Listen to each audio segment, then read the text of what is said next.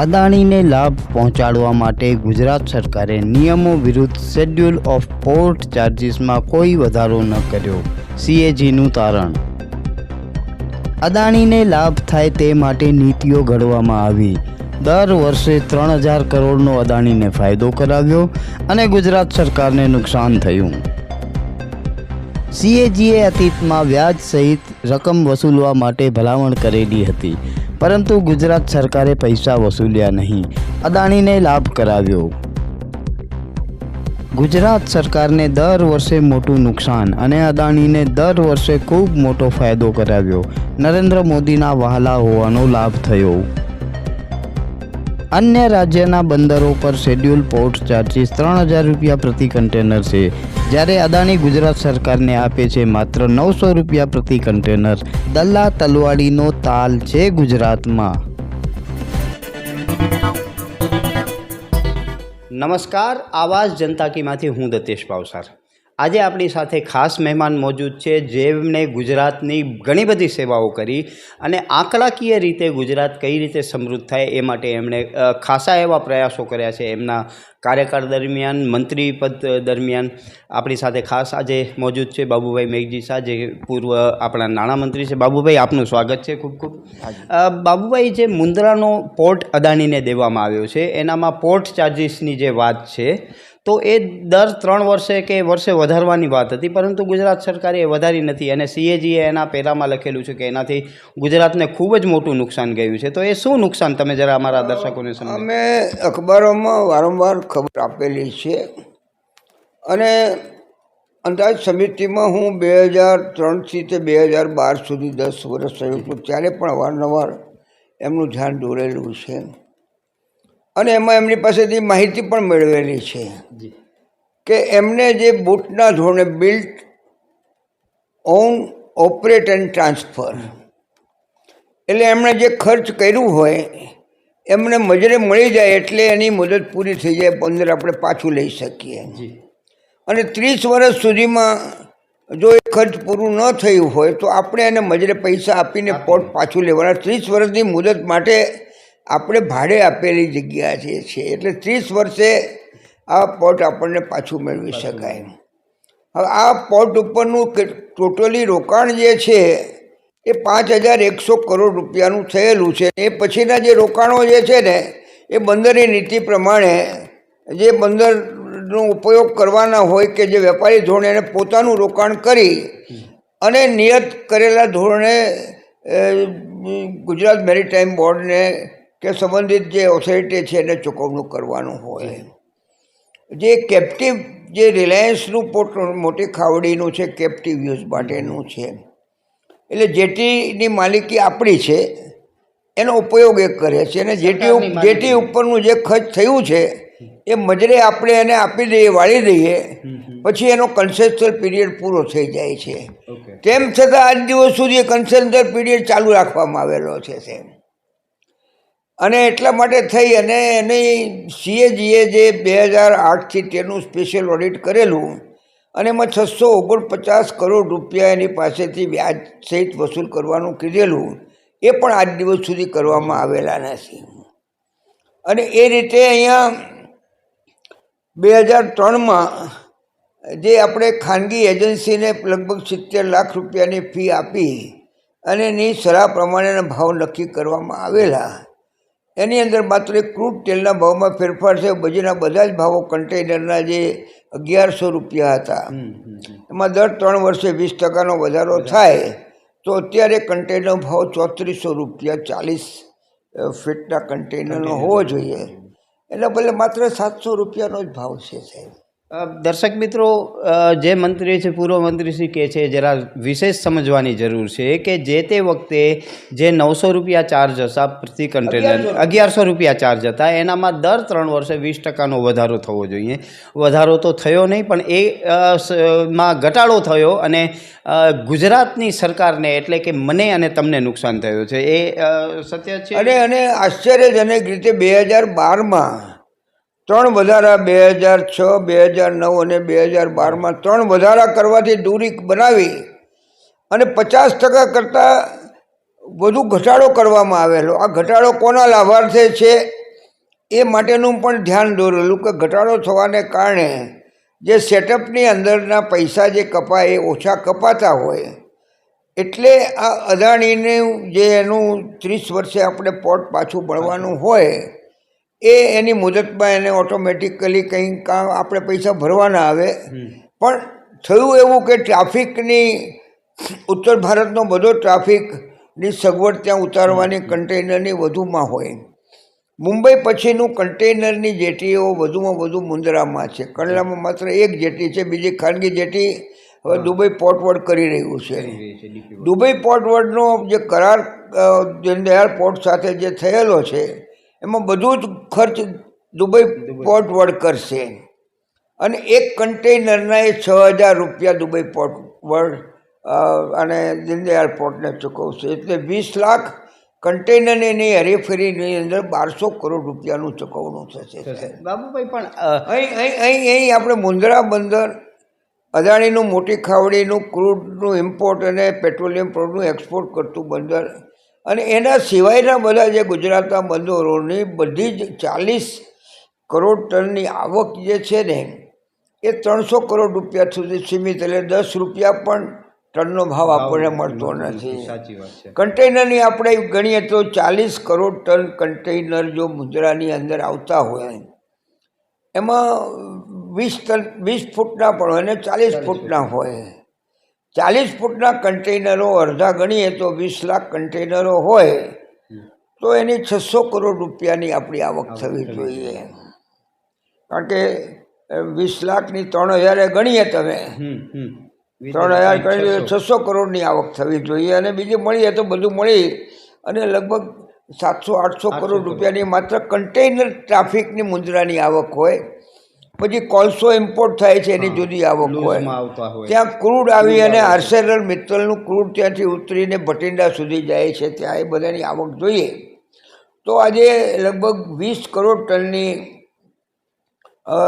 કેપેસિટીની અંદર મુન્દ્રાની અંદર જો આ માલસામાન ઉતરતો હોય, મુન્દ્રાની અંદર આવતા હોય તો એની આવક આપણને વર્ષે 2,000 કરોડની થવી જોઈએ. એ જ રીતે ત્યાં 15-17 કરોડ ટન ક્રૂડ અને બધું પેટ્રોલિયમ પ્રોડક્ટ જે છે એનું કન્સેશન આપવાનું બંધ કરવામાં આવ્યું હોય અને દર 3 વર્ષે 20% જો ભાવ વધારો થયો હોય તો એની આવક પણ લગભગ 1,500 કરોડ કરતાં વધુ થવી જોઈએ. 3500 કરોડ રૂપિયાની કરતાં વધુની આવક થવી જોઈએ. એના બદલે 500 કરોડ રૂપિયાની આવક ન થતી હોય તો 3,000 કરોડ રૂપિયાની આવક ગુજરાત સરકારને ઓછી થાય છે. એ નિર્વિવાદ હકીકત છે. આંકડાને આધારિત તમે તપાસ કરો તો થાય છે. આ બધું કોનો લાભાર્થે થઈ રહ્યું છે સાહેબ? દર્શક મિત્રો ખાસ વિચારજો કે જ્યાં 3500 કરોડથી 4,000 કરોડની આવક એક વર્ષમાં થવી જોઈએ, પરંતુ અમુક વ્યક્તિઓના લાભાર્થે તે માત્ર 500 કરોડની આવક થાય છે. એનો મતલબ એ કે જે 3,000 કરોડની વધારાની ઇન્કમ છે એ વ્યક્તિગત લોકોને લાભ પહોંચાડવા માટે જ આ સરકારી નિયમો બનાવેલા છે અને આ આવી રીતે એના ભાવ વધારા ન થતાં સરકારને નુકસાન છે. સરકારને નુકસાન છે એનો મતલબ એ કે આપણે ટેક્સ પેયર છીએ, મને અને તમને નુકસાન છે. દિલ્હી હાઈકોર્ટનો એક બહુ મહત્ત્વનો નિર્ણય જજમેન્ટ હતો. એનામાં એવું માનવામાં આવ્યું છે કે આ જે નેચરલ રિસોર્સિસ છે એનો ઉપયોગ જે પણ કરે છે એના ઉપર ભારતના દરેક નાગરિકનો અધિકાર છે. પણ આનામાં તો બાબુભાઈ એવું જ દેખાય છે કે પર્ટિક્યુલર અમુક ઉદ્યોગપતિને લાભ પહોંચાડવા માટે જ આવી યોજનાઓ. હું એના માટેની જે જવાબદારી નક્કી કરવાની હોય ને એ એજન્સીએ જવાબદારી નક્કી કરવી જોઈએ. અત્યારે કોઈના ઉપર આક્ષેપ કરવા માગતો નથી, પણ પ્રથમ દ્રષ્ટિએ એનું ધ્યાન પણ દોરાયું હોય, એના કાગળો લખાયા હોય અને એનો જવાબ સુધો આપવા માટેનો વિવેક જે સરકારનો ન હોય એટલે સરકાર ઉપર શંકા ઉપજે એ નિર્વિવાદ વાત છે. મેં કેટલાય પત્રો જે લખ્યા છે, ધારાસભ્યની હેસિયતથી લખ્યા, એ પછી જાહેર આગેવાનની હેસિયતથી લખ્યા. અત્યારે કોઈ ધારાસભ્ય નથી હું, તેમ છતાં મને કોઈ પત્રનો જવાબ સુધો આપ્યો નથી. એટલું નહીં પણ એન્ટી કરપ્શન બ્યુરોના કેશવકુમારને કાગળ લખ્યો હતો અને એમણે એમના વિભાગને આ જવાબદારી સોંપી છે. દરેક વિભાગની અંદર આની તપાસ માટેનો એક અધિકારી નિમવામાં આવેલો છે એના તરફથી. પણ એના પછીના અત્યારના નવા પિયુષ પટેલ એન્ટી કરપ્શન બ્યુરોમાં આવ્યા છે, એમનો પાછો લખવાનો છું. પરંતુ આટલું બધું જો આ જેને કહેવાય તો એને માટેનું કાયદાની કોર્ટની અંદર કોઈ જાય એ જરૂરી છે. કાયદાની કોર્ટમાં જવા માટે થઈ અને તમારી પાસે જે મુદ્દાઓ હોય મુદ્દા ઉપરાંત એની વકીલાતની ફી પણ ખર્ચવાની તૈયારી હોવી જોઈએ. એટલે આ બધી ચિંતા કચ્છના ધારાસભ્યોએ પ્રજાકીય પ્રતિનિધિઓએ એમના વિસ્તારના હિતોની જાળવણી માટે કરવાની જરૂર છે અને રાજ્યના હિતોની પણ એની સાથે જવાબદારી. Because they are the custodian of the state. ધારાસભ્યો કસ્ટોડિયન ઓફ ધ સ્ટેટ, સાંસદ સભ્ય આ દેશના કસ્ટોડિયન હોય છે. આ બધાએ કાળજી લેવાની ફરજ છે, એટલું મારું નમ્ર સૂચન છે. બાબુભાઈ, આ જે દર વર્ષે 3000 કરોડ રૂપિયાનું જે નુકસાન થયું, પોર્ટ જે આવ્યા છે ત્યારથી અંદાજિત 25 વર્ષ પકડીએ તો અને 30 વર્ષ પકડીએ તો ગુજરાતને 1 લાખ કરોડ રૂપિયાનું મોટું નુકસાન છે.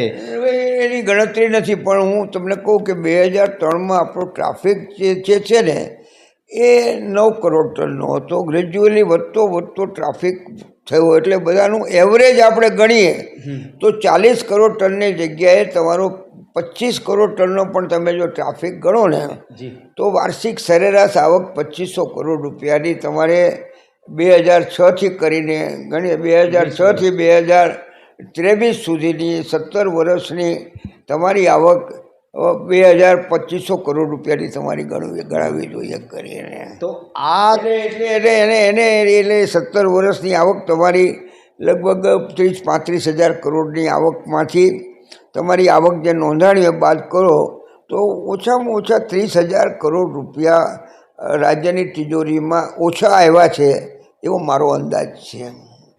પણ હું તમને એક વખત ફરીથી પાછું કહું છું, મેં ફરીથી બધાને કીધેલું છે કે 30 વર્ષે આ પોર્ટ ગુજરાતની માલિકીનું થવા છે, એમાં મિનમેક નથી. બાબુભાઈ, એ પોર્ટ 30 વર્ષ પછી જે સમય મર્યાદા વધારવામાં આવી, અધિકાર નથી. મારી વાત તો સમજ વધારવામાં આવી કે જે હોય તે, પણ 30 વર્ષ પછી એની નવી ઓફર માગવામાં આવશે. અને ત્યારે હરીફાઈના જમાનાની અંદર આજે દુબઈ પોર્ટ વર્લ્ડ પણ ખૂબ મોટા પાયે બંદરોમાં પોતાનું રોકાણ, વૈશ્વિક રોકાણ કરી રહ્યું છે. P&O જેવી કંપની એણે ખરીદી લઈને દુનિયામાં 43 કરતાં વધુ પોર્ટ એ દુબઈ પોર્ટ વર્લ્ડની માલિકીના થઈ ગયા છે. બાબુભાઈ, આ પૂરી થઈ નથી. 30 વર્ષની મુદત 2030માં પૂરી થશે. એટલે 2030માં હમણાં કોઈએ પણ જાગૃત નાગરિકે જો એ જઈ અને નામદાર ન્યાયતંત્રની પાસેથી એનો આદેશ કરાવી શકે તો એની અંદર એને ચારના અમારા જે બધા ધારાસભ્યો જે કમિટીમાં જે હતા ને એને દરેકને એક્ટની કોપી આપવા માટેનો આદેશ કરવામાં આવેલો છે. એક્ટની અંદર શું શરતો એ અમને કરવામાં આવી છે એ બધું આપવા માટેનું અમારે એક મિનિટ્સની અંદર લખવામાં આવેલું છે. અનિલભાઈ પટેલ જે પૂર્વ ઉદ્યોગ મંત્રી હતા, પછીની ટર્મમાં 2007થી 12માં એ અંદાજ સમિતિના ચેરમેન હતા અને એમણે બહુ જ સભ્યોની રજૂઆતને આધારે મેરીટાઈમ બોર્ડને એક્ટની પૂરેપૂરી માહિતી આપવા માટે થઈને દરેક સભ્યોને એને જોવા માટેની, એને એક કોપી આપવા માટેની એમણે આદેશાત્મક સૂચનાઓ આપેલી છે. આ બધું ઓન રેકોર્ડ છે. બહુ દુઃખની વાત એ છે કે અમુક લોકોના ફાયદા માટે દરેક સરકારોએ નીતિઓમાં ફેરફાર કરી અને જે સરકારનો રાજસ્વ છે એને ક્રમશઃ નુકસાન કર્યું છે. એ ક્રમશઃ જે રાજસ્વનો નુકસાન થયો છે એ અંતમાં તો મારો અને તમારો નુકસાન છે. અને જે આપણા વિકાસના કામ એ પૈસાથી થવાના હતા એ નથી થયા. પરિણામ સ્વરૂપ એવું પણ આવ્યું છે કે ગુજરાતને આ નુકસાન થયો છે અને દર વર્ષે બજેટમાં ગુજરાત વધારે ને વધારે દેવાદાર થતું જાય છે. એનો એક કારણ આ પણ આપણે માની શકીએ છીએ. દર્શક મિત્રો, તો આપણે આ અગત્યની માહિતી બાબુભાઈ મેઘજી શાહે આપી અને એ માહિતીના આધારે આપણે જાણી શકીએ છીએ કે કેવી રીતે અમુક વ્યક્તિઓને લાભ પહોંચાડવા માટે ગુજરાત સરકાર અને કેન્દ્ર સરકારે જે નીતિઓ બનાવી એનાથી કેટલું નુકસાન થયું. આમાં કેન્દ્ર સરકારે કોઈ નીતિ બનાવી જ નથી. કેન્દ્ર સરકારે તો રાજ્ય સરકારને સ્વાયત્તતા આપેલી. એટલે ગુજરાત મેરીટાઈમ બોર્ડનો એક્ટ જે છે ને એ એક્ટનો જ્યારે કાયદો ઘડાણો ને ત્યારે પણ હું ધારાસભ્ય હતો. કોંગ્રેસની સરકારના માધવસિંહજી સોલંકીએ મકરંદ દેસાઈની પરિકલ્પનાનું આ મેરીટાઈમ બોર્ડ અને આગળની સરકાર જનતા સરકારનું આ બોર્ડને મૂર્તિમંત કરવાનો જે ખેલદિલી જે માધવસિંહ સોલંકીએ આપેલી અને ત્યારે ભાજપના સભ્ય તરીકે આ બોર્ડની બિલની ચર્ચામાં પણ મેં ભાગ લીધેલો છે અને ત્યારથી હું મેરીટાઈમ બોર્ડની દરેક એક્ટિવિટી દરેક એના પ્રવૃત્તિમાં રસ લેનાર એક સદસ્ય રહ્યો છું. સદસ્ય ન હું ત્યારે પણ એના વિશેની જાણકારી મેળવનારો હું રહ્યો છું. અને આજે આપને કહું કે અદાણી પોર્ટ અને સેઝ છે એની શેર મૂડી 400 કરોડ રૂપિયાની છે. 400 કરોડ રૂપિયાની જે મૂડી હોય એનું માર્કેટ કેપ અત્યારે 2 લાખ કરોડ રૂપિયા ગણાય છે સાહેબ. આ 400 કરોડ રૂપિયાની મૂડીનું જે બંદરીય રોકાણ હોય, આ ટ્રેડિંગ નથી, બંદરીયની ઉપરની જે યાતાયાત જે થતી હોય એનું ભાડાની આવક જે થાય એ 400 કરોડના બંદરના રોકાણ ઉપર તમે 5000 કરોડ રૂપિયાનું રોકાણ કર્યું હોય તો તમે નાણાકીય સંસ્થા પાસેથી જે મેળવેલું હોય એનું વ્યાજનું ખર્ચ થાય અને એ જ મજરે તમે આમાંથી ભાડામાંની આવકમાંથી કાપીને આપી આપો. એ બધું બાદ કર્યા પછી આજે તમારું જે માર્કેટ કે 2 લાખ કરોડ રૂપિયાનું જે ગણાય છે એ કયા આધારે છે? કોઈ પૂછે તો આશ્ચર્ય થાય લોકોને કે 400 કરોડ રૂપિયાની આ જે માર્કેટનું એનું રોકાણ જે છે શેર મૂડી, એના શેરનો ભાવ કેમ થાય? એનો 10 રૂપિયાનો જે શેર છે એના ઉપર વર્ષે 50 રૂપિયાની તો કમાણી સાહેબ છે. એના રોકાણ કરતાં 5 ગણી કમાણી તમે જ્યારે કરતા હો તો એનો કંઈક ભાગ તો રાજ્ય સરકારને પણ તો મળવો જોઈએ ને કરીને. રાજ્ય સરકાર વતીથી તમે કામ કરો છો ત્યાં. આ આપણી જે જોઈન્ટ વેન્ચર જે છે ને પીપલ્સ પાર્ટિસિપેશનની નીતિ, પીપલ્સ પાર્ટિસિપેશન એટલે કે રાજ્યના પ્રજાપણને પણ લાભ થવો જોઈએ. આ સિદ્ધાંત જે છે એ વિસરાઈ જતો હોય ત્યારે જાહેર કાર્યકર તરીકે મારી ફરજ બની રહી છે કહેવા માટેની, અને હું ખૂબ જવાબદારી સાથે આ મુદ્દો હું રજૂ કરું છું. બિલકુલ સાચી વાત છે. પીપીપીના મોડલથી ગુજરાતમાં આવા અનેક વસ્તુઓ આપી દેવામાં આવી છે. એના કારણે સરકારોને ખૂબ જ મોટું નુકસાન થયું છે. વિગતવાર આપણે બાબુભાઈ મેઘજી સાહેબ વિગત આપી. હું દતેશ ભાવસાર, આવાજ જનતા કીમાંથી. તમને અમારી સ્ટોરી સારી લાગે તો લાઈક કરો, સારી ન લાગે તો અમને સૂચન આપજો, પરંતુ સબસ્ક્રાઈબ કરજો જરૂર. નમસ્કાર.